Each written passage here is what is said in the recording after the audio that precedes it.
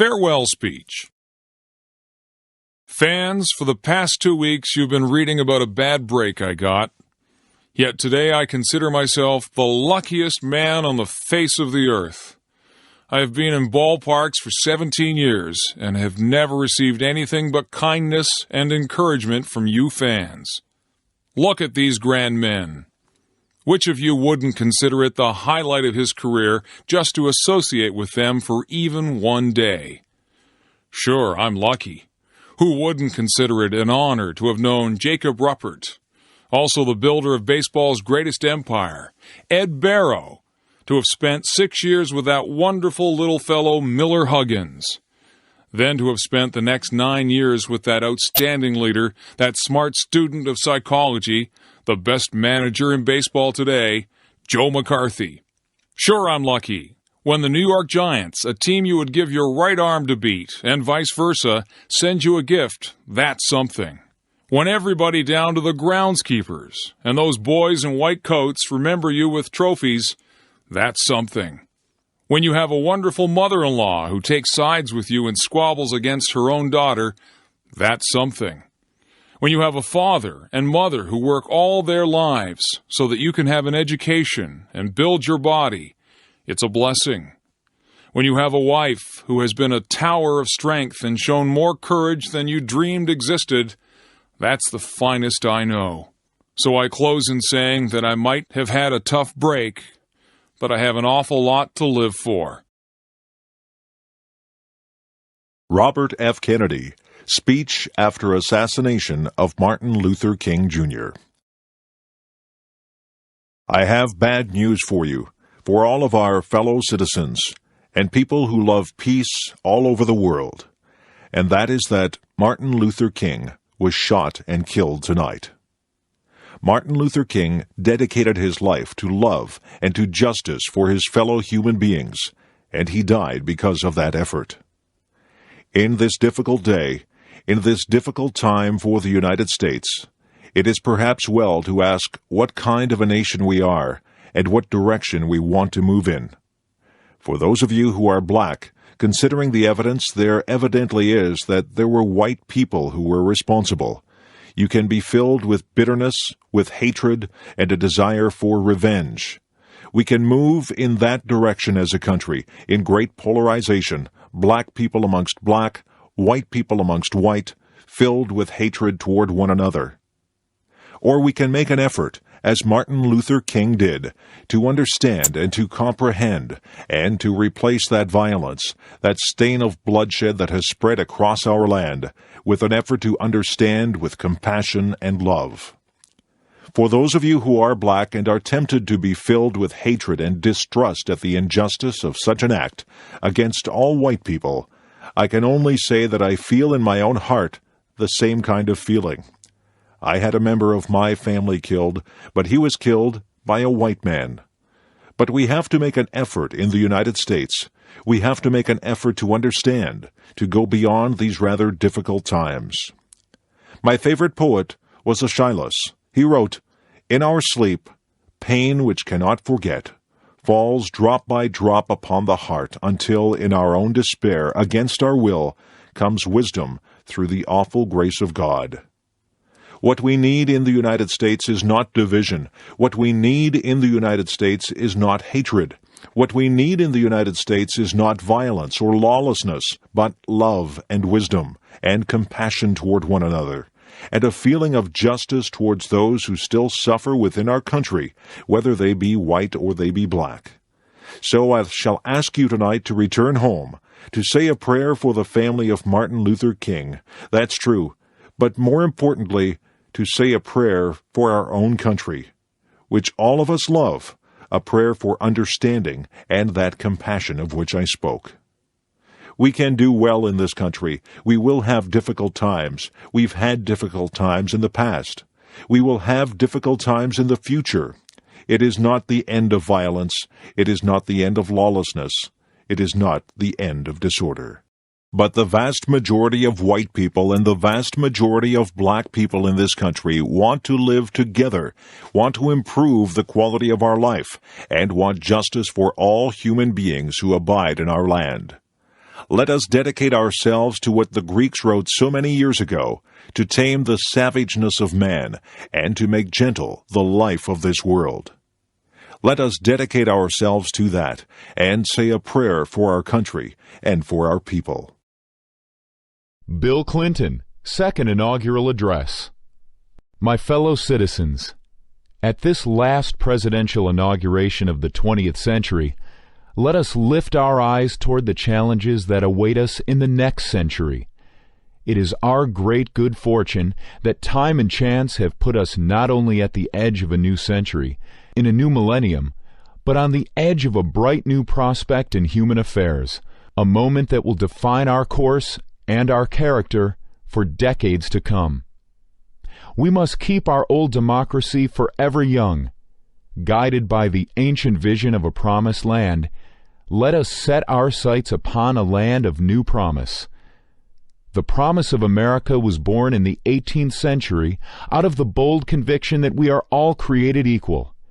It was extended and preserved in the 19th century when our nation spread across the continent, saved the Union, and abolished the awful scourge of slavery. Then, in turmoil and triumph, the promise exploded into the world stage to make this the American century. And what a century it has been. America became the world's mightiest industrial power, saved the world from tyranny in 2 world wars and a long Cold War, and time and again reached out across the globe to millions who, like us, longed for the blessings of liberty. Along the way, Americans produced a great middle class and security in old age, built unrivaled centers of learning and opened public schools to all, split the atom and explored the heavens, invented the computer and the microchip, and deepened the wellspring of justice by making a revolution in civil rights for African Americans and all minorities, and extending the circle of citizenship, opportunity, and dignity to women. Now, for the 3rd time, a new century is upon us, and another time to choose. We began the 19th century with a choice, to spread our nation from coast to coast. We began the 20th century with a choice, to harness the Industrial Revolution to our values of free enterprise, conservation, and human decency. Those choices made all the difference. At the dawn of the 21st century, a free people must now choose to shape the forces of the information age and the global society, to unleash the limitless potential of all our people, and yes, to form a more perfect union. When last we gathered, our march to this new future seemed less certain than it does today. We vowed then to set a clear course to renew our nation. In these 4 years, we have been touched by tragedy, exhilarated by challenge, strengthened by achievement. America stands alone as the world's indispensable nation. Once again, our economy is the strongest on earth. Once again, we are building stronger families, thriving communities, better educational opportunities, a cleaner environment. Problems that once seemed destined to deepen now bend to our efforts. Our streets are safer, and record numbers of our fellow citizens have moved from welfare to work. And once again, we have resolved for our time a great debate over the role of government. Today we can declare, government is not the problem, and government is not the solution. We, the American people, we are the solution. Our founders understood that well and gave us a democracy strong enough to endure for centuries, flexible enough to face our common challenges and advance our common dreams in each new day. As times change, so government must change. We need a new government for a new century, humble enough not to try to solve our problems for us, but strong enough to give us the tools to solve our problems for ourselves. A government that is smaller, lives within its means, and does more with less. Yet where it can stand up for our values and interests in the world, and where it can give Americans the power to make a real difference in their everyday lives, government should do more, not less. The preeminent mission of our new government is to give all Americans an opportunity, not a guarantee, but a real opportunity to build better lives. Beyond that, my fellow citizens, the future is up to us. Our founders taught us that the preservation of our liberty and our union depends upon responsible citizenship. And we need a new sense of responsibility for a new century. There is work to do, work that government alone cannot do. Teaching children to read, hiring people off welfare rolls, coming out from behind locked doors and shuttered windows to help reclaim our streets from drugs and gangs and crime, taking time out of our own lives to serve others. Each and every one of us, in our own way, must assume personal responsibility, not only for ourselves and our families, but for our neighbors and our nation. Our greatest responsibility is to embrace a new spirit of community for a new century. For any one of us to succeed, we must succeed as one America. The challenge of our past remains the challenge of our future. Will we become one nation, one people, with one common destiny or not? Will we all come together or come apart? The divide of race has been America's constant curse, and each new wave of immigrants gives new targets to old prejudices. Prejudice and contempt, cloaked in the pretense of religious or political conviction, are no different. These forces have nearly destroyed our nation in the past. They plague us still. They fuel the fanaticism of terror, and they torment the lives of millions in fractured nations all around the world. These obsessions cripple both those who hate and, of course, those who are hated, robbing both of what they might become. We cannot, we will not succumb to the dark impulses that lurk in the far regions of the soul everywhere. We shall overcome them, and we shall replace them with the generous spirit of a people who feel at home with one another. Our rich texture of racial, religious, and political diversity will be a godsend in the 21st century.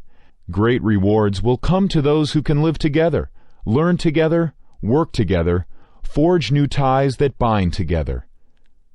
As this new era approaches, we can already see its broad outlines. 10 years ago, the Internet was the mystical province of physicists. Today, it is a commonplace encyclopedia for millions of school children. Scientists now are decoding the blueprint of human life. Cures for our most feared illnesses seem close at hand. The world is no longer divided into two hostile camps. Instead, now we are building bonds with nations that once were our adversaries. Growing connections of commerce and culture give us a chance to lift the fortunes and spirits of people the world over. And for the very first time in all of history, more people on this planet live under democracy than dictatorship. My fellow Americans, as we look back at this remarkable century, we may ask, can we hope not just to follow, but even to surpass the achievements of the 20th century in America and to avoid the awful bloodshed that stained its legacy? To that question, every American here and every American in our land today must answer a resounding yes. This is the heart of our task. With a new vision of government, a new sense of responsibility, a new spirit of community, we will sustain America's journey. The promise we sought in a new land, we will find again in a land of new promise. In this new land, education will be every citizen's most prized possession. Our schools will have the highest standards in the world, igniting the spark of possibility in the eyes of every girl and every boy, and the doors of higher education will be open to all. The knowledge and power of the information age will be within reach not just of the few, but of every classroom, every library, every child. Parents and children will have time not only to work, but to read and play together, and the plans they make at their kitchen table will be those of a better home, a better job, the certain chance to go to college. Our streets will echo again with the laughter of our children, because no one will try to shoot them or sell them drugs anymore. Everyone who can work will work, with today's permanent underclass part of tomorrow's growing middle class. New miracles of medicine at last will reach not only those who can claim care now, but the children and hard-working families too long denied. We will stand mighty for peace and freedom, and maintain a strong defense against terror and destruction. Our children will sleep free from the threat of nuclear, chemical, or biological weapons. Ports and airports, farms and factories will thrive with trade and innovation and ideas, and the world's greatest democracy will lead a whole world of democracies. Our land of new promise will be a nation that meets its obligations, a nation that balances its budget, but never loses the balance of its values. A nation where our grandparents have secure retirement and health care, and their grandchildren know we have made the reforms necessary to sustain those benefits for their time. A nation that fortifies the world's most productive economy, even as it protects the great natural bounty of our water, air, and majestic land. And in this land of new promise, we will have reformed our politics so that the voice of the people will always speak louder than the din of narrow interests, regaining the participation and deserving the trust of all Americans. Fellow citizens, let us build that America, a nation ever moving forward toward realizing the full potential of all its citizens. Prosperity and power. Yes, they are important, and we must maintain them. But let us never forget, the greatest progress we have made, and the greatest progress we have yet to make, is in the human heart. In the end, all the world's wealth and 1,000 armies are no match for the strength and decency of the human spirit. 34 years ago, the man whose life we celebrate today spoke to us down there, at the other end of this mall, in words that move the conscience of a nation. Like a prophet of old, he told of his dream that one day America would rise up and treat all its citizens as equals before the law and in the heart. Martin Luther King's dream was the American dream. His quest is our quest. The ceaseless striving to live out our true creed. Our history has been built on such dreams and labors, and by our dreams and labors we will redeem the promise of America in the 21st century. To that effort I pledge all my strength and every power of my office. I ask the members of Congress here to join in that pledge. The American people return to office a president of one party and a Congress of another. Surely they did not do this to advance the politics of petty bickering and extreme partisanship they plainly deplore. No, they call on us instead to be repairers of the breach and to move on with America's mission. America demands and deserves big things from us, and nothing big ever came from being small. Let us remember the timeless wisdom of Cardinal Bernardin when facing the end of his own life. He said, "It is wrong to waste the precious gift of time on acrimony and division." Fellow citizens, we must not waste the precious gift of this time, for all of us are on that same journey of our lives, and our journey, too, will come to an end. But the journey of our America must go on. And so, my fellow Americans, we must be strong, for there is much to do. The demands of our time are great, and they are different. Let us meet them with faith and courage, with patience and a grateful and happy heart. Let us shape the hope of this day into the noblest chapter in our history. Yes, let us build our bridge, a bridge wide enough and strong enough for every American to cross over to a blessed land of new promise. May those generations whose faces we cannot yet see, whose names we may never know, say of us here that we led our beloved land into a new century with the American dream alive for all her children, with the American promise of a more perfect union, a reality for all her people, with America's bright flame of freedom spreading throughout all the world. From the height of this place and the summit of this century, let us go forth. May God strengthen our hands for the good work ahead, and always, always bless our America. George W. Bush Inaugural Address. President Clinton, distinguished guests, and my fellow citizens. The peaceful transfer of authority is rare in history, yet common in our country.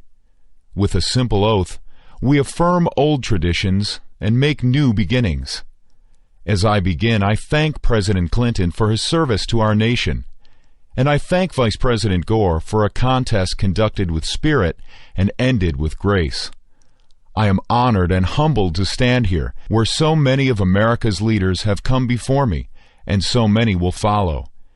We have a place, all of us, in a long story, a story we continue, but whose end we will not see. It is the story of a new world that became a friend and liberator of the old, a story of a slave-holding society that became a servant of freedom, the story of a power that went into the world to protect but not possess, to defend but not to conquer. It is the American story, a story of flawed and fallible people united across the generations by grand and enduring ideals. The grandest of these ideals is an unfolding American promise that everyone belongs, that everyone deserves a chance, that no insignificant person was ever born. Americans are called to enact this promise in our lives and in our laws. And though our nation has sometimes halted and sometimes delayed, we must follow no other course. Through much of the last century, America's faith in freedom and democracy was a rock in a raging sea. Now it is a seed upon the wind, taking root in many nations. Our democratic faith is more than the creed of our country. It is the inborn hope of our humanity, an ideal we carry but do not own, a trust we bear and pass along. And even after nearly 225 years, we have a long way yet to travel.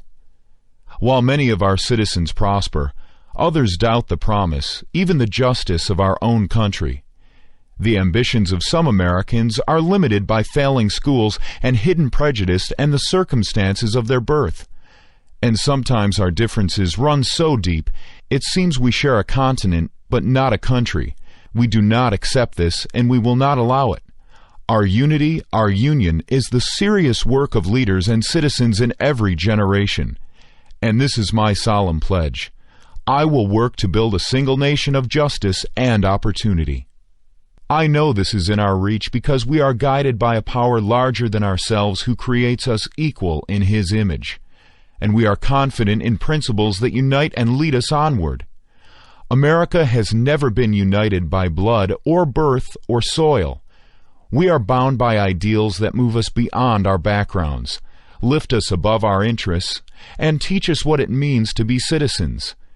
Every child must be taught these principles. Every citizen must uphold them. And every immigrant, by embracing these ideals, makes our country more, not less, American. Today, we affirm a new commitment to live out our nation's promise through civility, courage, compassion, and character. America, at its best, matches a commitment to principle with a concern for civility. A civil society demands from each of us goodwill and respect, fair dealing and forgiveness. Some seem to believe that our politics can afford to be petty because, in a time of peace, the stakes of our debates appear small. But the stakes for America are never small. If our country does not lead the cause of freedom, it will not be led. If we do not turn the hearts of children toward knowledge and character, we will lose their gifts and undermine their idealism. If we permit our economy to drift and decline, the vulnerable will suffer most. We must live up to the calling we share. Civility is not a tactic or a sentiment. It is the determined choice of trust over cynicism, of community over chaos. And this commitment, if we keep it, is a way to shared accomplishment. America, at its best, is also courageous. Our national courage has been clear in times of depression and war, when defending common dangers defined our common good. Now we must choose if the example of our fathers and mothers will inspire us or condemn us. We must show courage in a time of blessing by confronting problems instead of passing them on to future generations. Together, we will reclaim America's schools, before ignorance and apathy claim more young lives. We will reform Social Security and Medicare, sparing our children from struggles we have the power to prevent. And we will reduce taxes to recover the momentum of our economy and reward the effort and enterprise of working Americans. We will build our defenses beyond challenge, lest weakness invite challenge.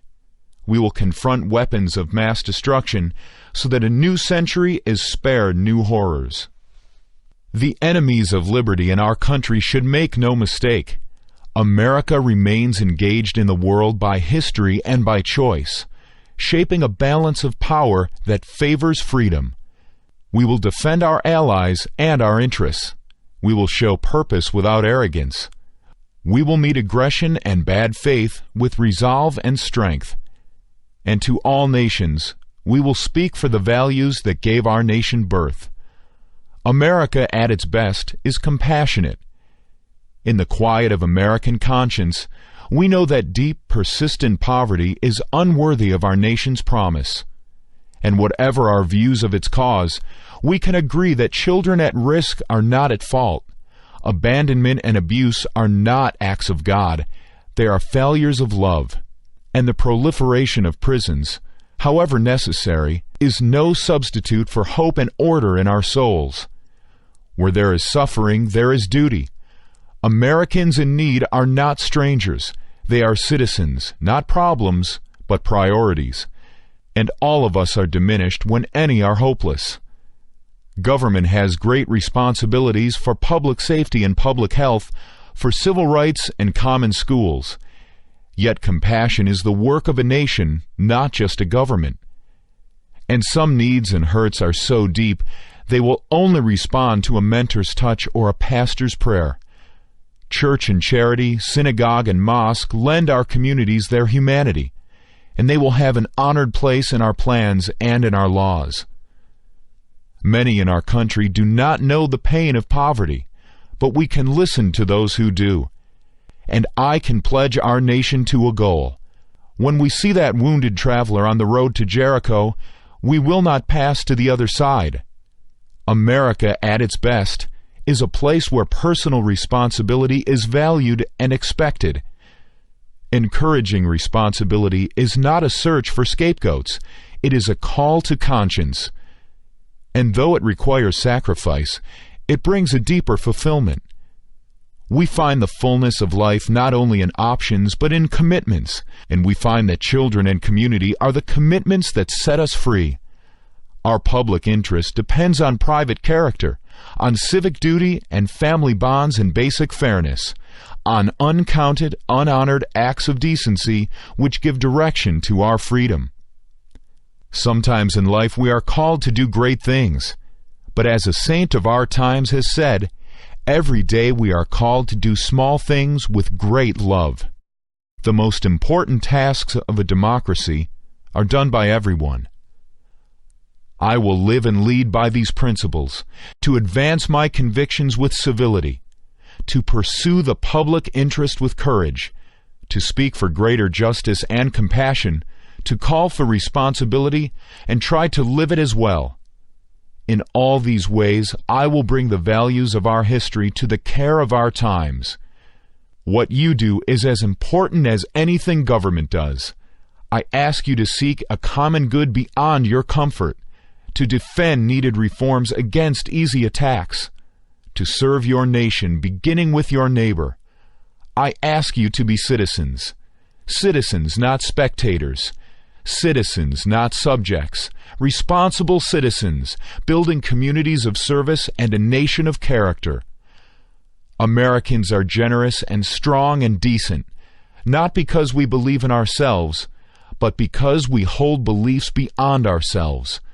When this spirit of citizenship is missing, no government program can replace it. When this spirit is present, no wrong can stand against it. After the Declaration of Independence was signed, Virginia statesman John Page wrote to Thomas Jefferson, "We know the race is not to the swift nor the battle to the strong. Do you not think an angel rides in the whirlwind and directs this storm?" Much time has passed since Jefferson arrived for his inauguration. The years and changes accumulate. But the themes of this day he would know. Our nation's grand story of courage and its simple dream of dignity. We are not this story's author, who fills time and eternity with his purpose. Yet his purpose is achieved in our duty, and our duty is fulfilled in service to one another.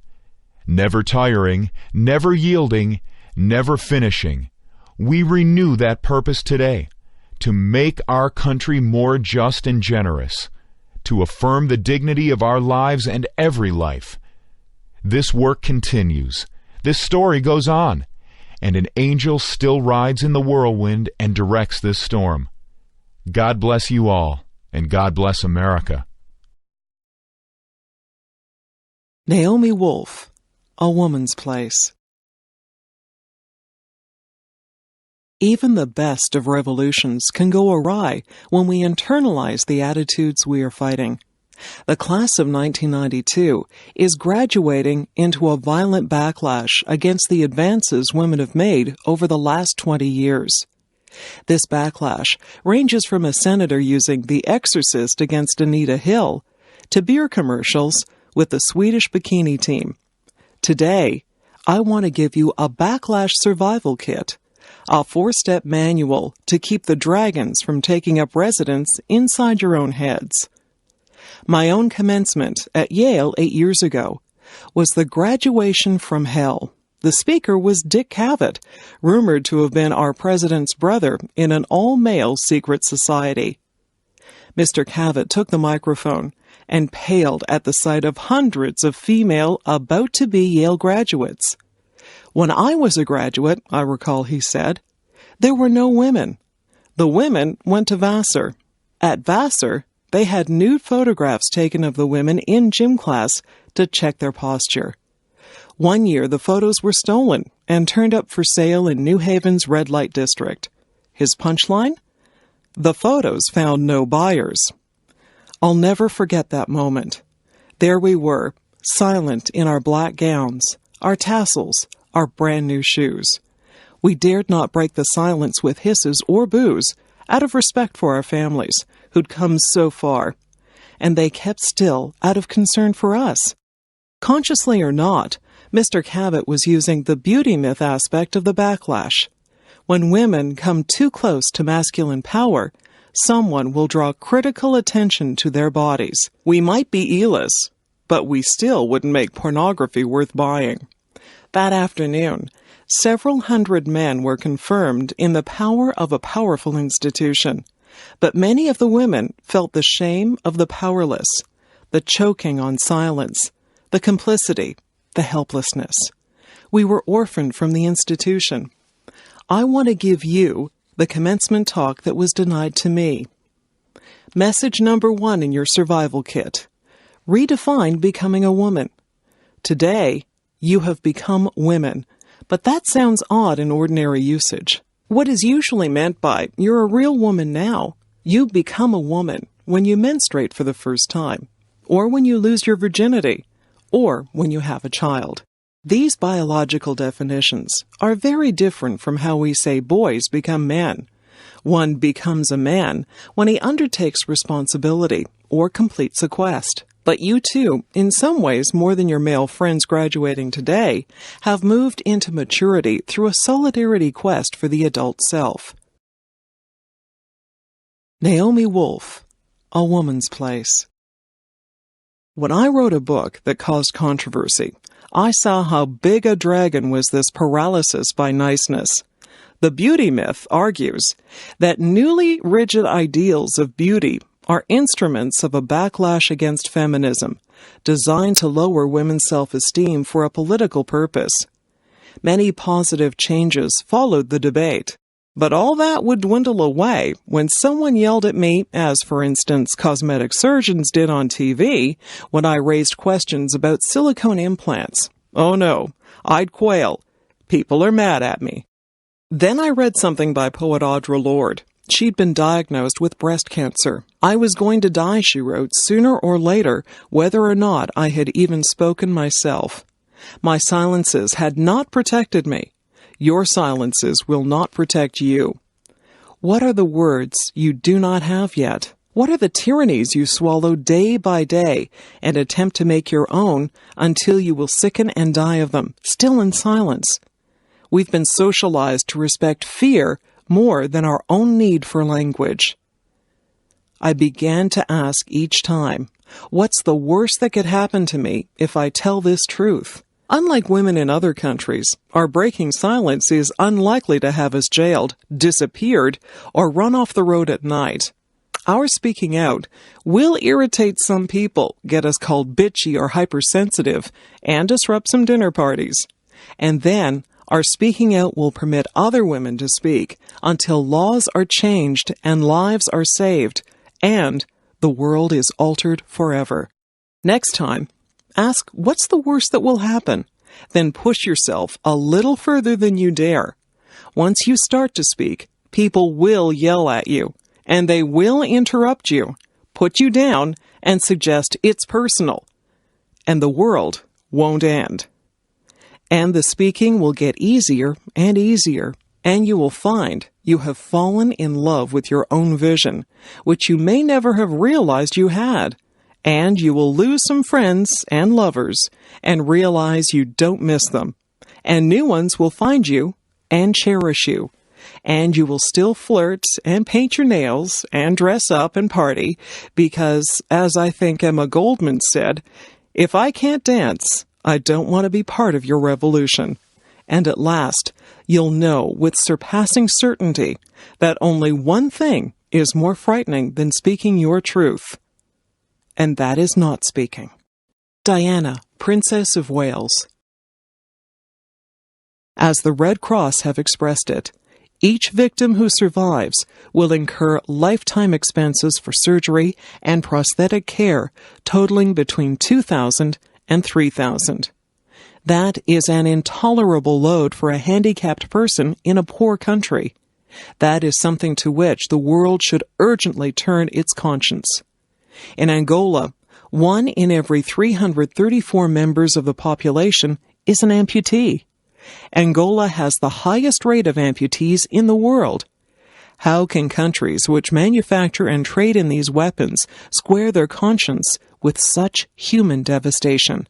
My third main experience was to see what has been done slowly and perilously to get these mines out of the earth. In the Kuito and Huambo region, I spent a morning with a small team from Hallow Trust, which is training Angolans to work on the pervasive minefields and supervising their work.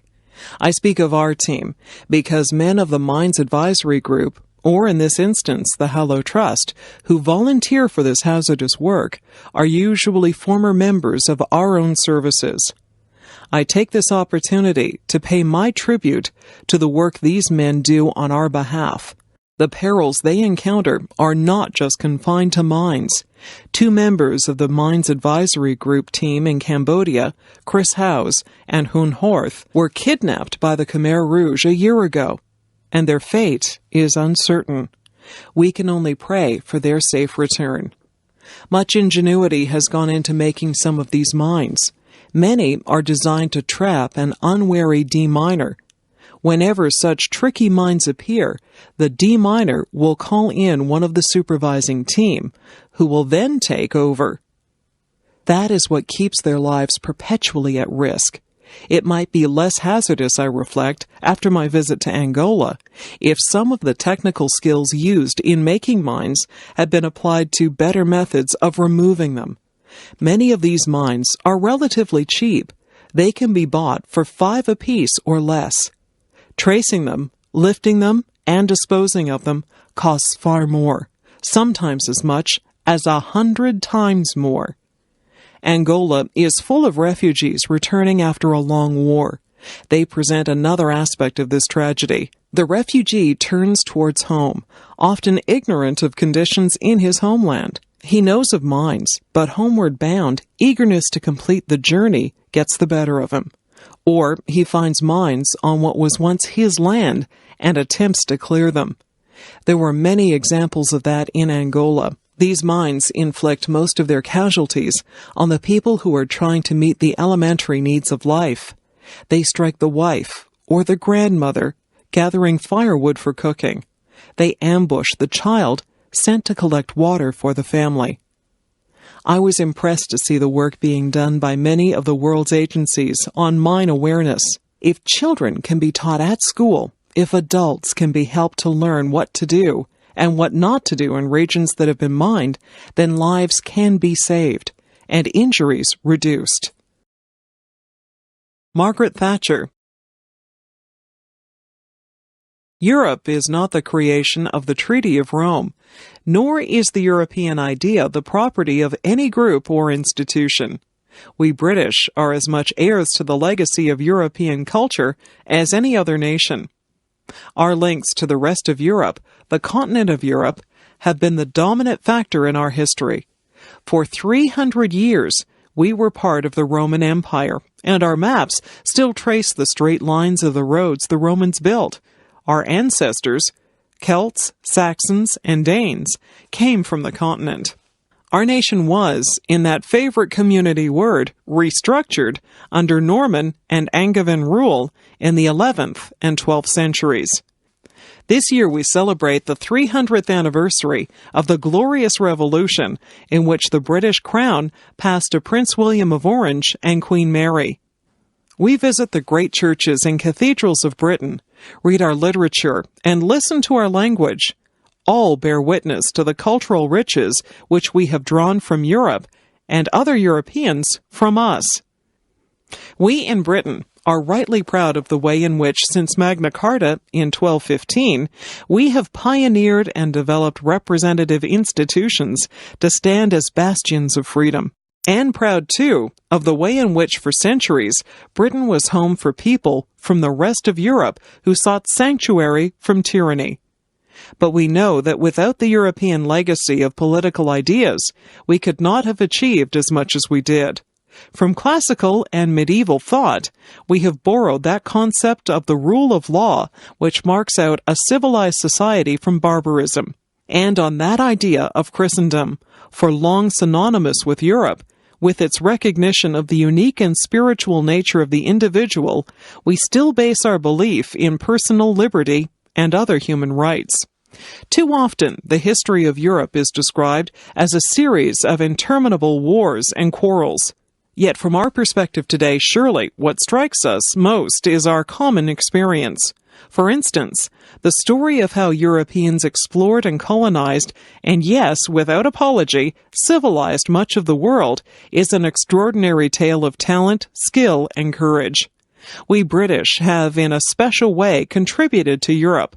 Over the centuries, we have fought to prevent Europe from falling under the dominance of a single power. We have fought and we have died for her freedom. Only miles from here, in Belgium, lie the bodies of 120,000 British soldiers who died in the First World War. Had it not been for that willingness to fight and to die, Europe would have been united long before now, but not in liberty, not in justice.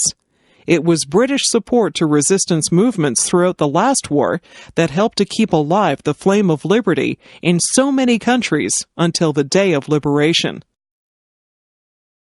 Margaret Thatcher. Some of the founding fathers of the community thought that the United States of America might be its model, but the whole history of America is quite different from Europe. People went there to get away from the intolerance and constraints of life in Europe. They sought liberty and opportunity, and their strong sense of purpose has, over 2 centuries, helped create a new unity and pride in being American, just as our pride lies in being British, or Belgian, or Dutch, or German. I am the first to say that on many great issues, the countries of Europe should try to speak with a single voice. I want to see us work more closely on the things we can do better together than alone. Europe is stronger when we do so, whether it be in trade, in defense, in our relations with the rest of the world. But working more closely together does not require power to be centralized in Brussels or decisions to be taken by an appointed bureaucracy. Indeed, it is ironic that just when those countries, such as the Soviet Union, which have tried to run everything from the center, are learning that success depends on dispersing power and decisions away from the center, Some in the community seem to want to move in the opposite direction. We have not successfully rolled back the frontiers of the state of Britain, only to see them reimposed at a European level, with a European superstate exercising a new dominance from Brussels.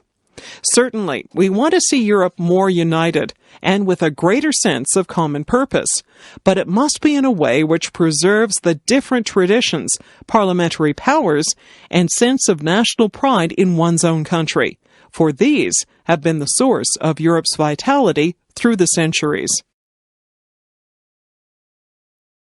Abraham Lincoln, Gettysburg Address. 77 years ago, our fathers brought forth on this continent a new nation, conceived in liberty and dedicated to the proposition that all men are created equal. Now we are engaged in a great civil war, testing whether that nation or any nation so conceived and so dedicated can long endure. We are met on a great battlefield of that war. We have come to dedicate a portion of that field as a final resting place for those who here gave their lives that that nation might live. It is altogether fitting and proper that we should do this. But in a larger sense, we cannot dedicate, we cannot consecrate, we cannot hallow this ground. The brave men, living and dead, who struggled here, have consecrated it far above our poor power to add or detract. The world will little note nor long remember what we say here, but it can never forget what they did here. It is for us, the living, rather to be dedicated here to the unfinished work which they who fought here have thus so far nobly advanced. It is rather for us to be here dedicated to the great task remaining before us, that from these honored dead we take increased devotion to that cause for which they gave the last full measure of devotion, that we here highly resolve that these dead shall not have died in vain, that this nation, under God, shall have a new birth of freedom, and that government of the people, by the people, for the people, shall not perish from the earth. Václav Havel, Contamination of Morality. Why do I say this? It would be very unreasonable to understand the sad legacy of the last 40 years as something alien, which some distant relative bequeathed us. On the contrary, we have to accept this legacy as a sin we committed against ourselves. If we accept it as such, we will understand that it is up to us all, and up to us only, to do something about it. We cannot blame the previous rulers for everything, not only because it would be untrue, but also because it could blunt the duty that each of us faces today, namely, the obligation to act independently, freely, reasonably, and quickly. Let us not be mistaken. The best government in the world, the best parliament, and the best president cannot achieve much on their own. And it would also be wrong to expect a general remedy from them only. Freedom and democracy include participation, and therefore responsibility from us all. If we realize this, then all the horrors that the new Czechoslovak democracy inherited will cease to appear so terrible. If we realize this, hope will return to our hearts. In the effort to rectify matters of common concern, we have something to lean on. The recent period, and in particular, the last 6 weeks of our peaceful revolution, has shown the enormous human, moral, and spiritual potential and civic culture that slumbered in our society under the enforced mask of apathy. Whenever someone categorically claimed that we were this or that, I always objected that society is a very mysterious creature, and that it is not wise to trust only the face it presents to you. I am happy that I was not mistaken.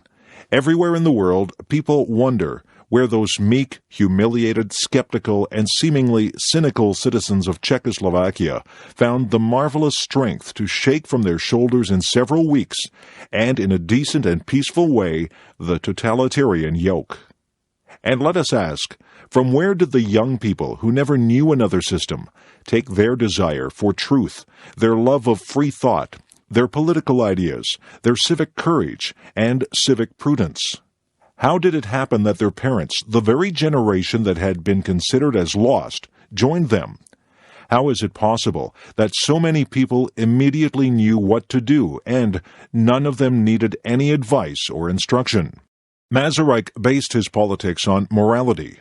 Let us try in a new time and in a new way to restore this concept of politics.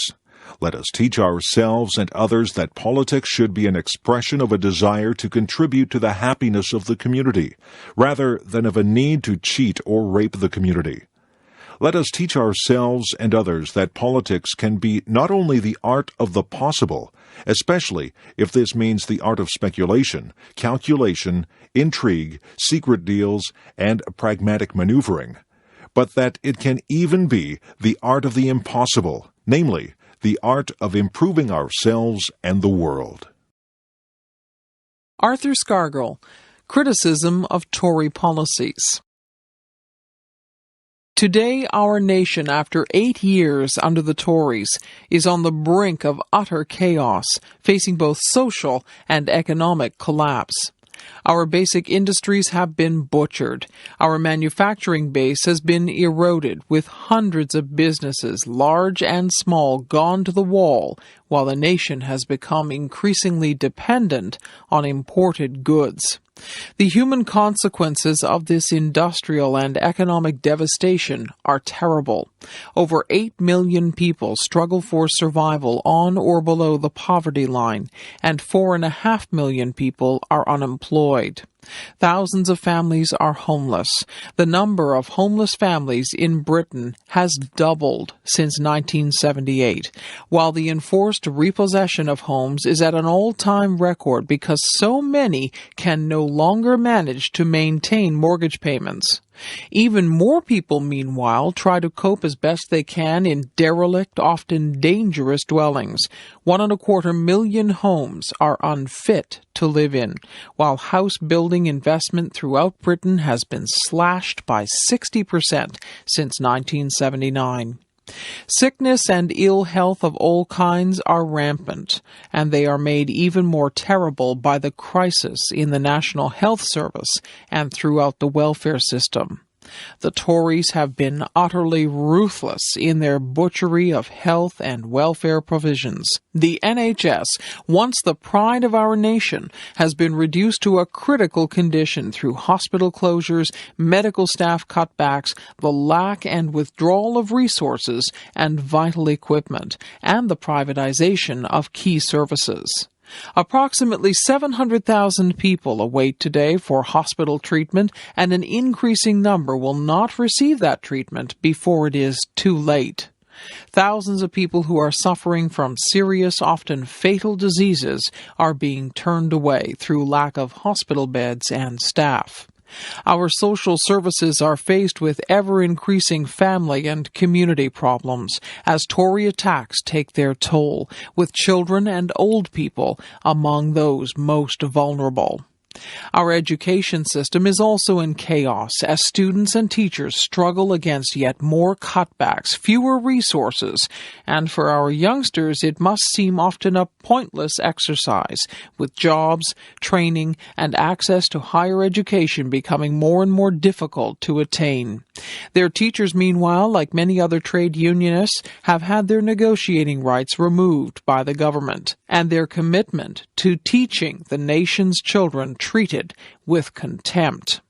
This has become a grim and desperate society, fueled by unemployment and its social consequences. Frustration, rage, and despair are rampant all around us. More and more people, I believe, are coming to see themselves as under attack, and they are correct. Arthur Scargill, Criticism of Tory Policies. Not satisfied, however, with the most vicious anti-union legislation in the world, the Tories are currently introducing new measures which are so draconian they have staggered and brought forth opposition even from some traditional enemies of the trade union movement. The steps taken against British trade unionism can probably only be compared with those taken against our German comrades by Hitler in the 1930s. If this new Tory legislation is left unchallenged, then civil liberties and human rights in Britain are in danger of being wiped out. As life in Britain becomes harder, as frustrations and tensions rise, the state must bring into play all the elements of its machinery in order to suppress any attempts to throw off its power. The police are used increasingly in paramilitary fashion. The judiciary use greater ruthlessness against any trade union that attempts to stand by its rules and constitution, as the experience of the National Union of Mine Workers over the past 4 years proves. The courts have dealt just as savagely with the Lambeth and Liverpool councillors who refused to betray the commitments made to their communities. Meanwhile, the media, now quite openly under the control of international capitalists such as Murdoch and Maxwell, become even more blatantly the mouthpiece of Tory philosophy. The British capitalist press can make no claim to either objectivity or integrity, whether through the gutter journalism of the tabloids or the more restrained style of the so-called quality papers. They both play a key role in the daily dissemination of lies and misinformation to the public.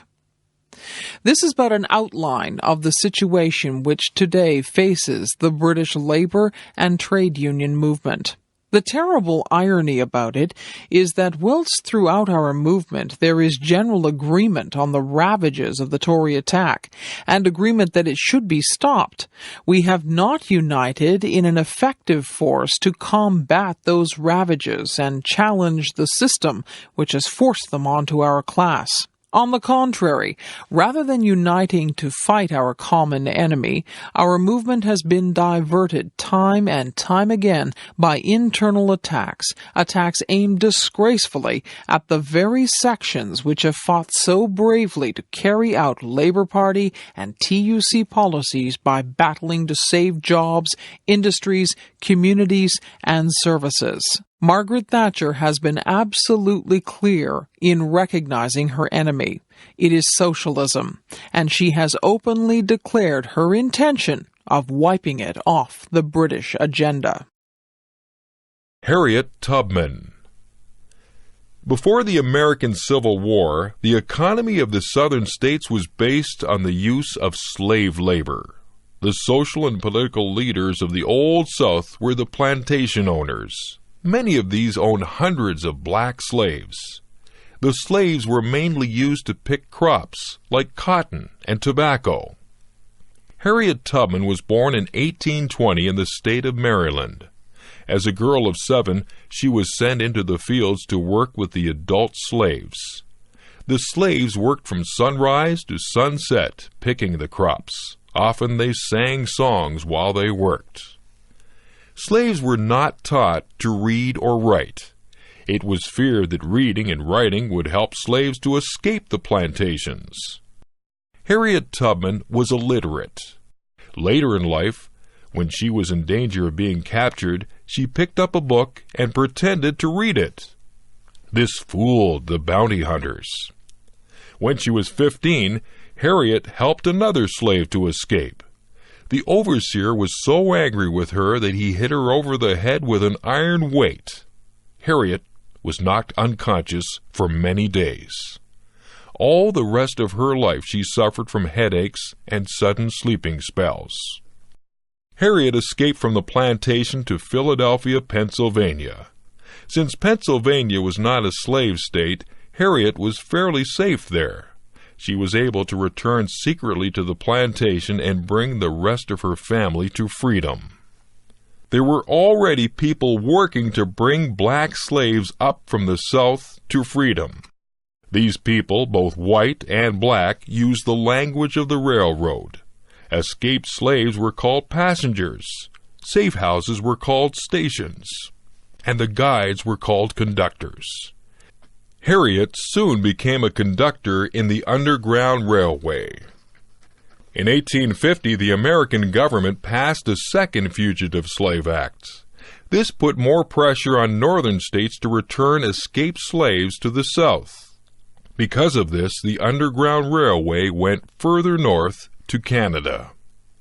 In 1793, Upper Canada, Ontario, had passed a law bringing a gradual stop to slavery.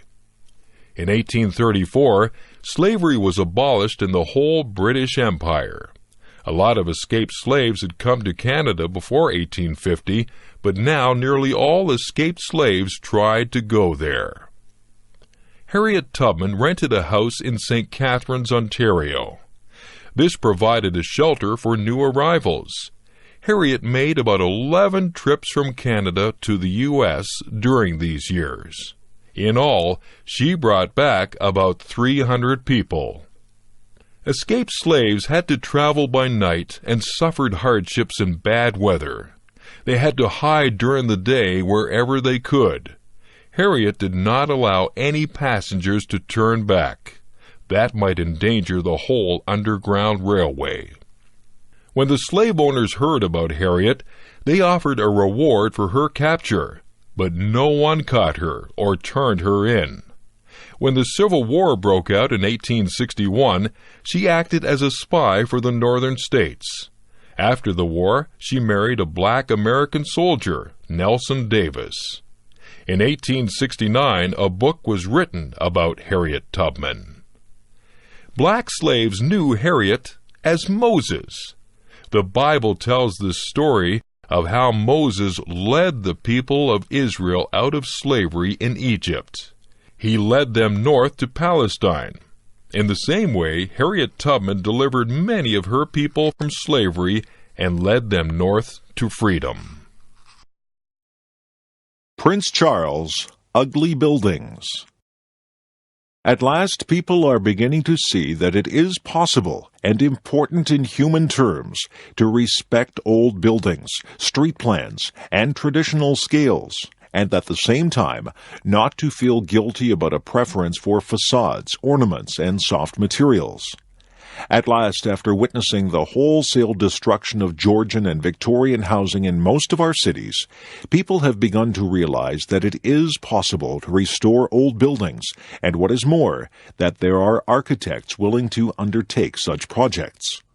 For far too long, it seems to me, some planners and architects have consistently ignored the feelings and wishes of the mass of ordinary people in this country.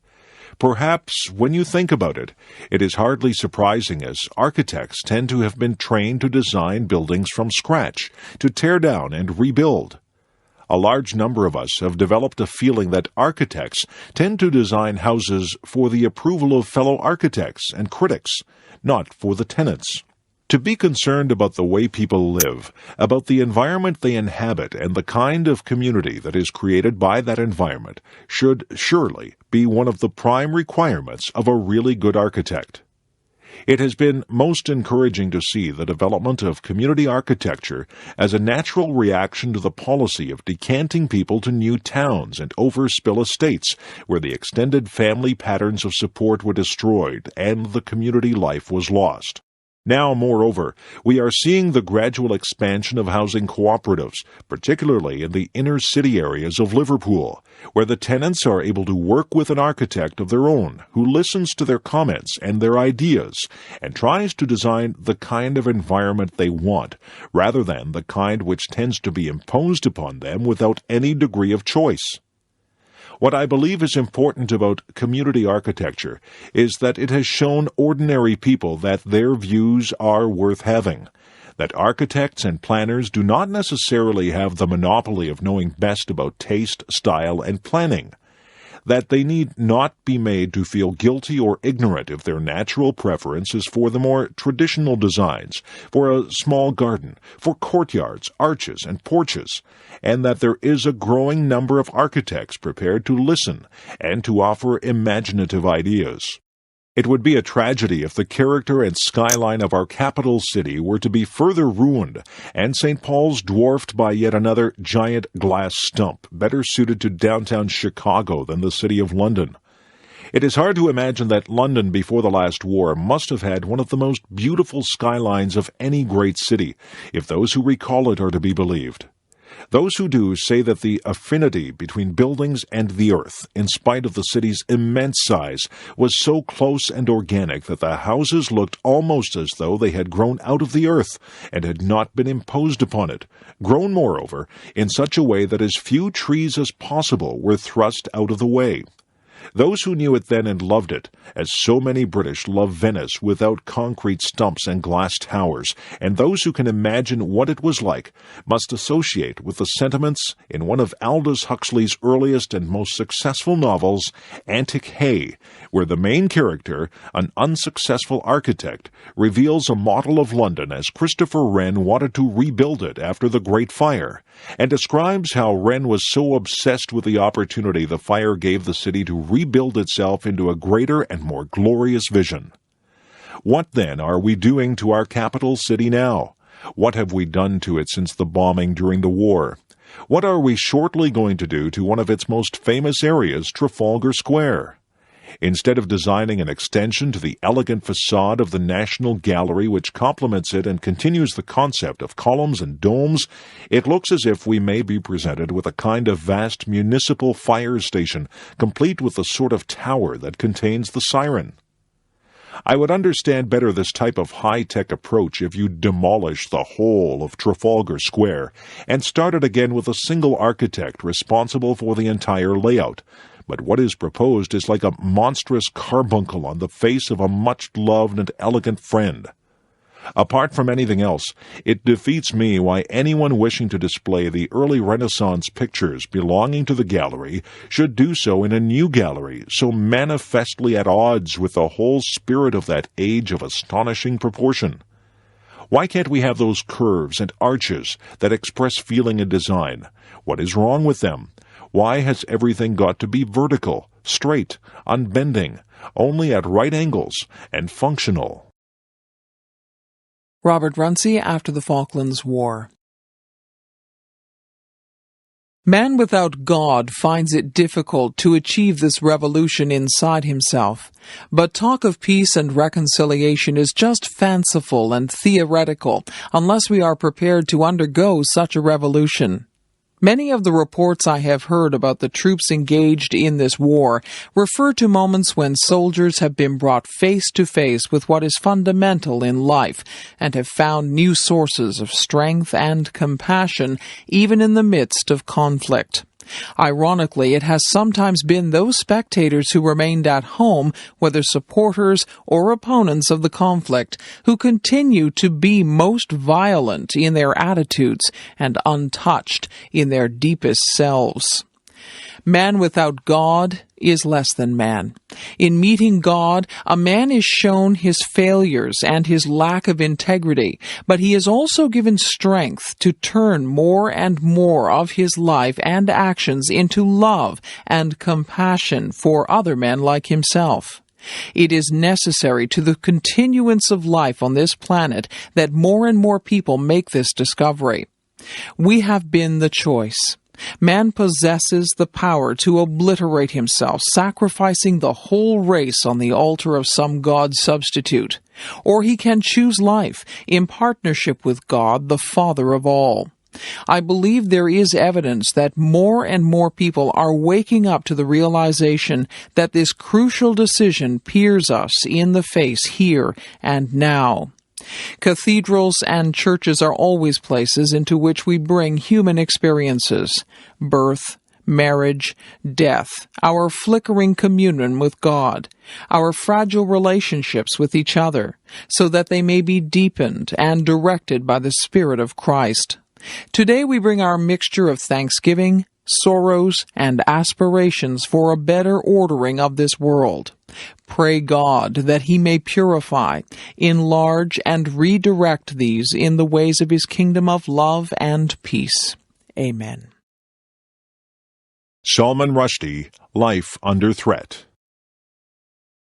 Out there where you are, in the rich and powerful and lucky West, has it really been so long since religions persecuted people, burning them as heretics, drowning them as witches, that you can't recognize religious persecution when you see it?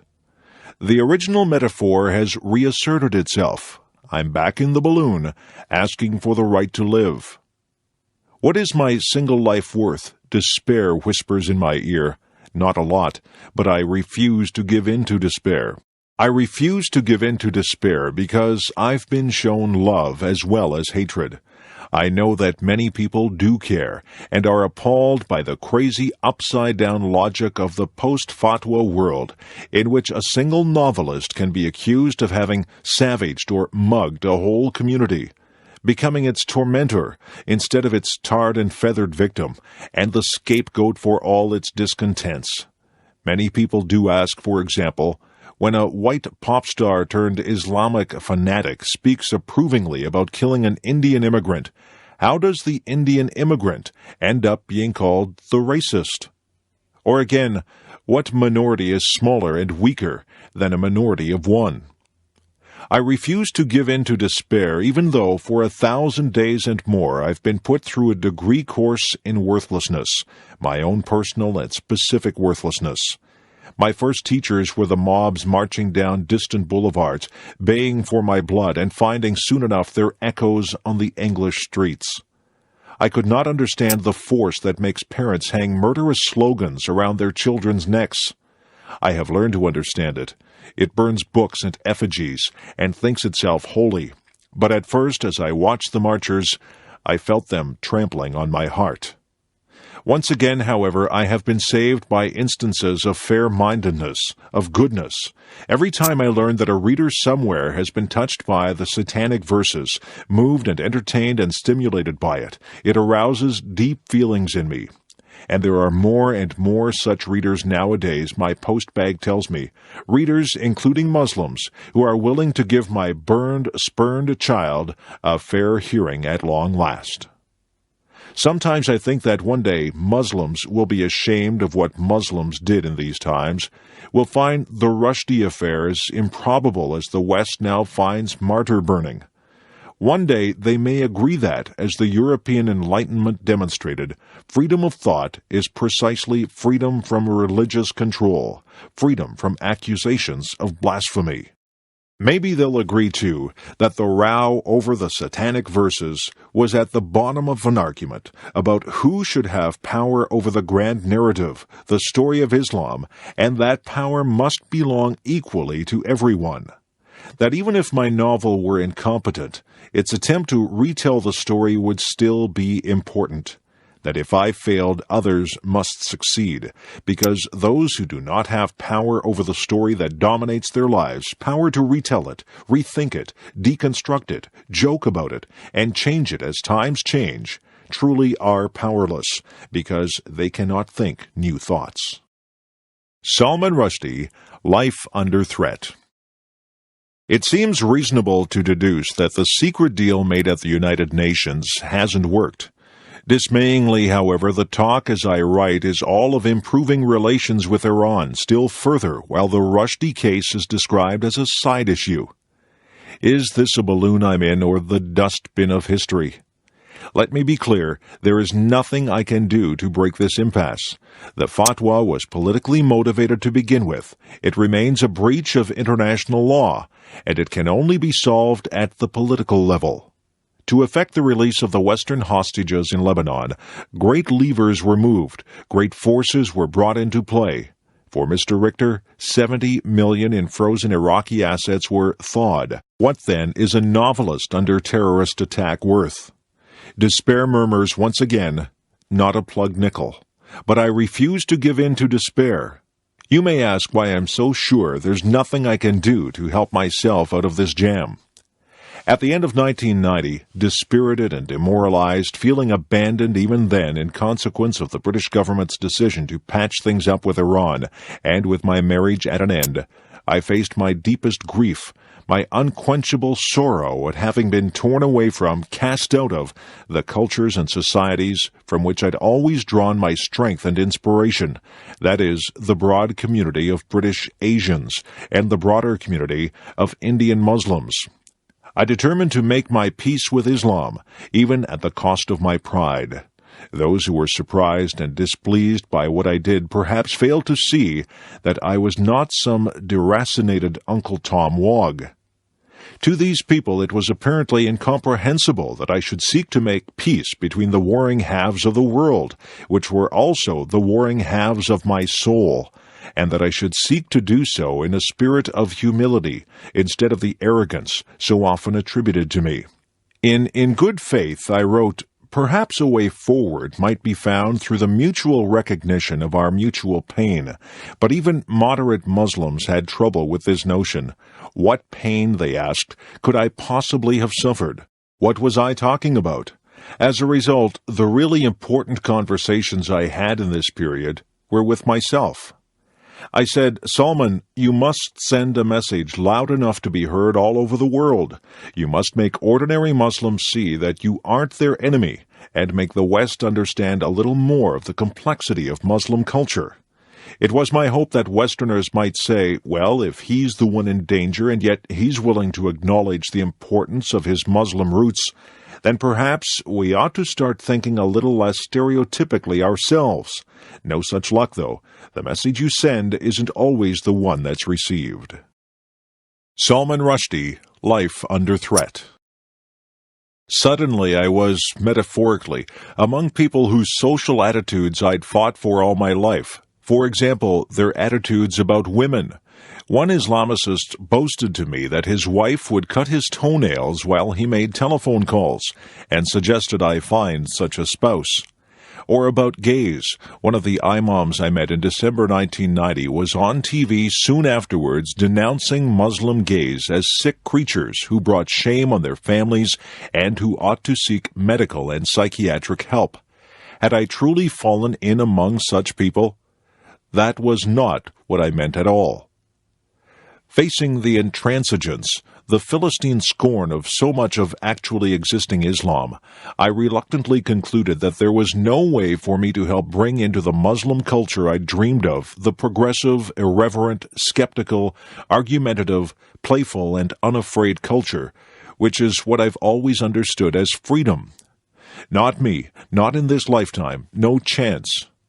Actually existing Islam, which has all but deified its prophet, a man who always fought passionately against such deification, which has supplanted a priest-free religion by a priest-ridden one, which makes literalism a weapon and redescriptions a crime, which will never let the likes of me in. Ibn Rushd's ideas were silenced in their time, and throughout the Muslim world today, progressive ideas are in retreat. Actually existing Islam reigns supreme, and just as the recently destroyed actually existing socialism of the Soviet terror state was horrifically unlike the utopia of peace and equality of which democratic socialists have dreamed, so also is actually existing Islam a force to which I have never given in, to which I cannot submit. There is a point beyond which conciliation looks like capitulation. I do not believe I passed the point, but others have thought otherwise. I have never disowned my book, nor regretted writing it. I said I was sorry to have offended people because I had not set out to do so, and so I am. I explained that writers do not agree with every word spoken by every character they create, a truism in the world of books, but a continuing mystery to the satanic verse's opponents. I have always said that this novel has been traduced. Indeed, the chief benefit of my meeting with the 6 Islamic scholars on Christmas Eve 1990 was that they agreed that the novel had no insulting motives. In Islam, it is a man's intention that counts, I was told. Now we will launch a worldwide campaign on your behalf to explain that there has been a great mistake. All this with much smiling and friendliness and handshaking. It was in this context that I agreed to suspend, not cancel, a paperback edition, to create what I called a space for reconciliation. Pope John Paul II, The Defense of Poland. Our Lady of Jasna Gora is the teacher of true love for all, and this is particularly important for you, dear young people. In you, in fact, is decided that form of love which all of your life will have, and through you, human life on Polish soil. The matrimonial, family, social, and national form, but also the priestly, religious, and missionary one. Every life is determined and evaluated by the interior form of love. Tell me what you love, and I will tell you who you are. I watch. How beautiful it is that this word is found in the call of Jasna Gora. It possesses a profound evangelical ancestry. Christ says many times, "Watch," Matthew 26:41. Perhaps also from the Gospel it passed into the tradition of scouring. In the call of Jasna Gora, it is the essential element of the reply that we wish to give to the love by which we are surrounded in the sign of the sacred icon. The response to this love must be precisely the fact that I watch. What does it mean, I watch? It means that I make an effort to be a person with a conscience. I do not stifle this conscience, and I do not deform it. I call good and evil by name, and I do not blur them. I develop in myself what is good, and I seek to correct what is evil by overcoming it in myself. This is a fundamental problem which can never be minimized or put on a secondary level. No, it is everywhere, and always a matter of the first importance. Its importance is all the greater in proportion to the increase of circumstances which seem to favor our tolerance of evil, and the fact that we easily excuse ourselves from this, especially if adults do so. My dear friends, it is up to you to put up a firm barrier against immorality, a barrier, I say, to those social vices which I will not here call by name, but which you yourselves are perfectly aware of. You must demand this of yourselves, even if others do not demand it of you. Historical experiences tell us how much the immorality of certain periods cost the whole nation. Today, when we are fighting for the future form of our social life, remember that this form depends on what people will be like. Therefore, watch. Christ said to the apostles during his prayer in Gethsemane, "Watch and pray that you may not enter into temptation." Matthew 26:41. I watch also means I see another. I do not close in on myself, in a narrow search for my own interests, my own judgments. I watch means love of neighbor. It means fundamental, interhuman solidarity. Before the mother of Jasna Gora, I wish to give thanks for all the proofs of this solidarity which have been given by my compatriots, including Polish youth, in the difficult period of not many months ago. It would be difficult for me to enumerate here all the forms of this solicitude which surrounded those who were interned, imprisoned, dismissed from work, and also their families. You know this better than I. I received only sporadic news about it. Richard Nixon, Farewell Speech. You are here to say goodbye to us, and we don't have a good word for it in English. The best is au revoir. We will see you again. Sure, we have done some things wrong in this administration, and the top man always takes the responsibility, and I have never ducked it. But I want to say one thing. We can be proud of it. 5.5 years. No man or no woman came into this administration and left it with more of this world's goods than when he came in. No man or no woman ever profited at the public expense or the public till.